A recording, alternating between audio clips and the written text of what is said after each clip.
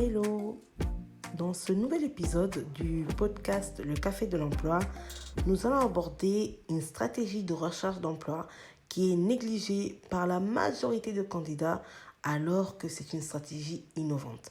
Surtout si tu recherches un emploi et que tu vis en Afrique ou en tout cas tu vises l'Afrique. Pourquoi cette stratégie est innovante? Parce qu'elle permet de se créer un réseau même quand on ne connaît personne. Et on sait combien en Afrique, la recherche d'emploi et le réseau sont très liés. En Europe aussi, mais en Afrique encore plus.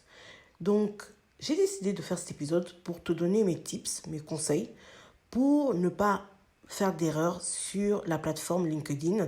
Ces conseils vont te permettre de trouver un emploi même si tu ne maîtrises pas forcément LinkedIn. Alors, quelles sont ces astuces à utiliser? La première chose que je te dirais, c'est que quand tu recherches un emploi sur LinkedIn, il ne faut surtout pas demander un emploi. LinkedIn est une plateforme professionnelle. Tu as donc tes futurs employeurs, tes futurs collègues qui sont là. Le comportement que tu as va impacter leurs décisions. Or, une personne qui est mature dans sa recherche d'emploi, c'est très bien que le but, ce n'est pas de demander un emploi, mais d'offrir ses services. C'est pour ça que je ne te conseille pas d'être parmi ceux qui envoient leur CV dans les publications de LinkedIn.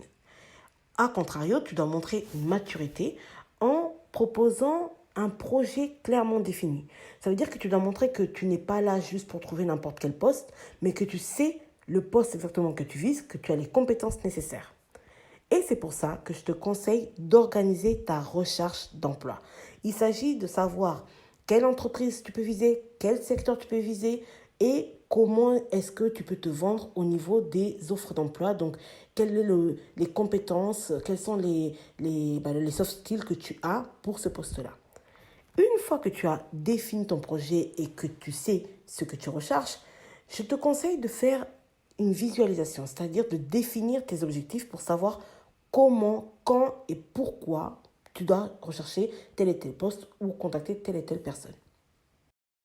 Une fois ces étapes passées, je te conseille de commencer à programmer, donc à faire une veille sur LinkedIn qui va te permettre en fait de savoir ce qui se passe au niveau des commentaires, mais aussi d'être au courant des offres d'emploi qui sont publiées régulièrement.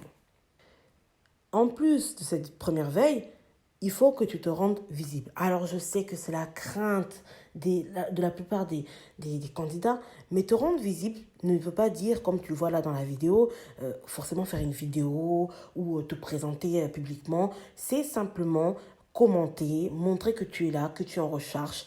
Ça peut être donc, comme je disais, par les commentaires, ça peut être par des publications que tu fais ou ça peut être aussi par une vidéo de présentation que tu mets sur LinkedIn. Bon, je conseille quand même la vidéo de présentation, je ne vais pas mentir. C'est ce que je préfère parce que je pense que ça permet de montrer ta personnalité. Une autre chose que peu de personnes font, c'est de contacter les recruteurs. Dans certaines offres d'emploi, tu as directement le numéro des recruteurs, donc n'hésite pas à les contacter. Si tu n'as pas cette opportunité-là, tu peux aussi regarder directement sur LinkedIn les recruteurs qui sont là, tes futurs collègues, et les contacter. Alors, tu vas me dire, oui, c'est un peu compliqué. C'est vrai, mais il faut savoir comment les contacter. Moi, je te demande de ne pas faire une demande d'emploi directement, mais de donner des solutions, de proposer quelque chose. Peut-être un article que tu as lu et que tu penses qui est important dans ton secteur. Bref, il faut montrer que tu es une solution, montrer tes compétences plutôt qu'aller directement demander un emploi. Donc, faire un message où voilà, tu proposes quelque chose ou simplement commencer à discuter comme quand on discute avec un professionnel dans la vie normale et petit à petit proposer des solutions. Je te conseillerais aussi de proposer une rencontre parce que oui, quand tu me proposes une solution, c'est ce que tu vois un peu sur Internet. Mais quand on propose une rencontre, c'est physique, donc on peut se voir et là, tu peux encore plus te vendre et montrer ton projet professionnel à la personne. Donc, essaye par tous les biais de proposer une rencontre. Enfin, si vraiment pour toi c'est compliqué de mettre en place tous ces conseils-là, si malgré tous ces conseils tu n'arrives pas à avancer, n'hésite pas à te faire accompagner. Donc il y a plusieurs manières de te faire accompagner. Tu peux soit directement voir avec une agence qui t'accompagne ou prendre un formateur, donc des formations collectives, ou tu peux aussi te faire accompagner de manière individuelle pour personnaliser cet accompagnement-là. Et dans ce cas-là, tu peux prendre un coach qui peut t'accompagner. Bien sûr, comme tu dois le savoir, je propose des coachings individualisés. Donc, si tu es intéressé, n'hésite pas à regarder dans le descriptif pour prendre un coaching gratuit afin qu'on puisse définir ton projet. J'espère que ces 10 conseils t'auront servi. En attendant, je te souhaite une bonne journée et n'hésite pas à commenter et à me dire ce qui t'a intéressé et ce qui t'a posé problème. À bientôt!